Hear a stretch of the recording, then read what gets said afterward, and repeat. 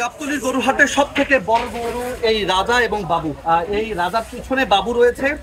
বলা হচ্ছে যে গাবতলী গরু হাটের সব থেকে বড় গরু এই দুটি, অর্থাৎ এই গরু দুটির ওজন এক একটির ওজন 1 টনের বেশি বলা হচ্ছে। এবং যদি একটু দেখাই আপনাদের যে রাজা এবং বাবু পাশাপাশি রাখা হয়েছে এবং বলা হচ্ছে এই দুটি গরুই মূলত গাবতলী হাটের সব থেকে বড় গরু।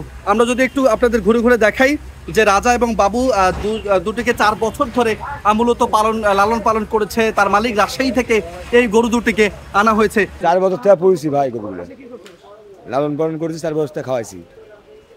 বাড়িতে ঘাস কাটেছি, ঘাস করেছি 2 বিঘা মাটি ঘাস খাওয়ানা গরু। ওজন ভাই দুটাই হবে আপনার নিম্নে 42-45 মণ। এই গরু দুটির দাম এখন পর্যন্ত হাঁকা হয়েছে 30 লাখ করে 60 লাখ, অর্থাৎ কখনো কখনো তারা বলছেন যে 50 লাখ হলেই এই গরু দুটিকে তারা মূলত ছেড়ে দিবেন। মালিকের সঙ্গে আমরা কথা বলছি, রাজশাহী থেকে এই গরু দুটিকে আনা হয়েছে এবং এই গরু দুটিকে তারা বলছেন এই হাটের সব থেকে বড় গরু।